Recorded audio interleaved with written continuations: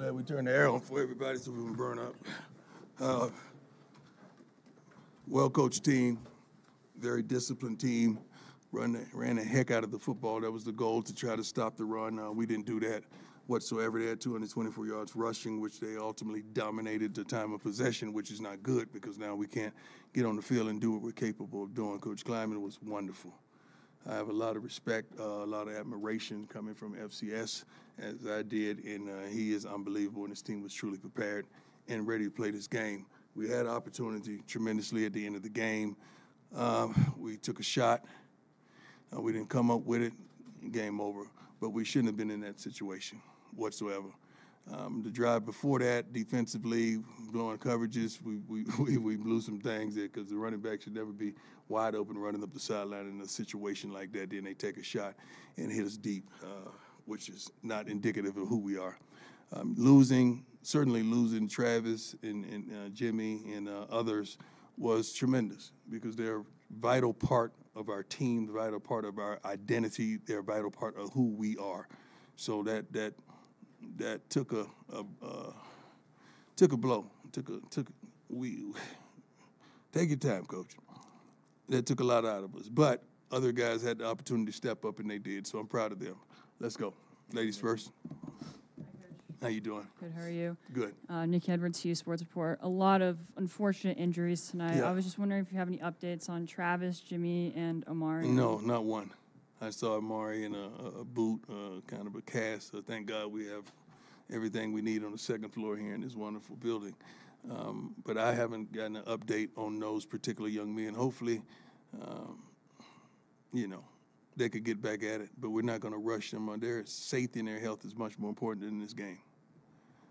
Hey, Coach, Tyler King with the Denver Gazette. When Colton gets the interception there late in the game and then almost turns it for a touchdown, I mean, how quick was just the turnaround and the emotions after you guys score pretty quickly to take the lead and then they come right back out? And like you said, you had some blown coverages there. What did you see on that last play there? Tremendous. It was a natural high. That was phenomenal. Big play. I mean, the defense came up with the play when they needed to come up with the play, and that's what transpired.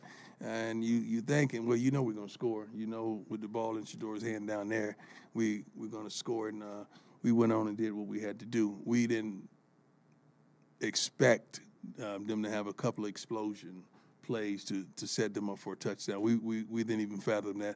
I think Coach Rob called a heck of a game, as well as Pat. We just came up on the short end of it.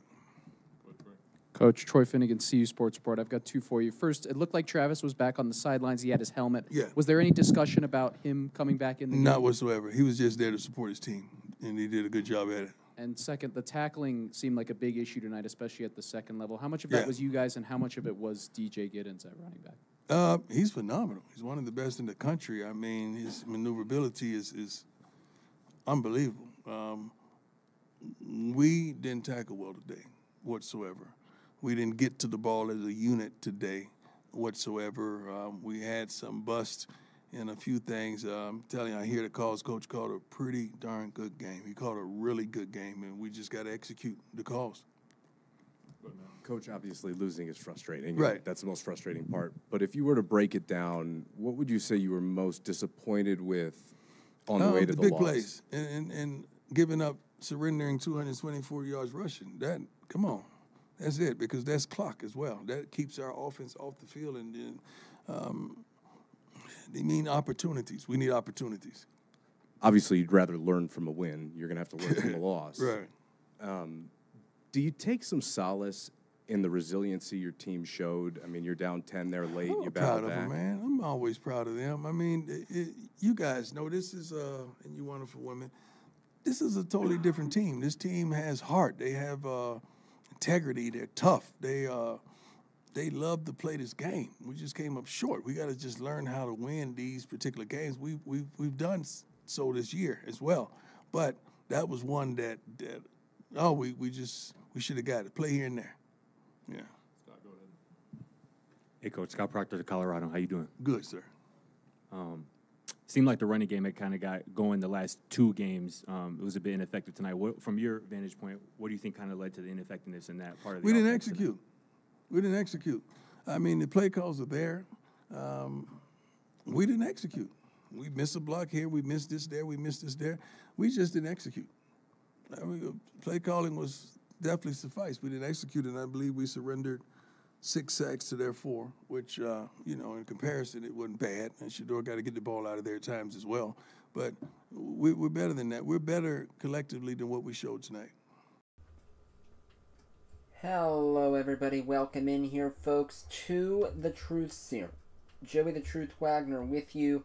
We're going to give you post-game press conferences and reaction tonight of some of the wildest games going on in college football. Everybody will make sure that we have post-game for Kansas State, Colorado. That game going on right now. Shedeur Sanders playing great ball in Colorado with the early lead. But also the biggest game, arguably, of the season so far in college football happened tonight in Eugene, Oregon, and it did not disappoint everybody. It was number 2 Ohio State taking on 3rd-ranked Oregon Ducks, and it was a classic indeed.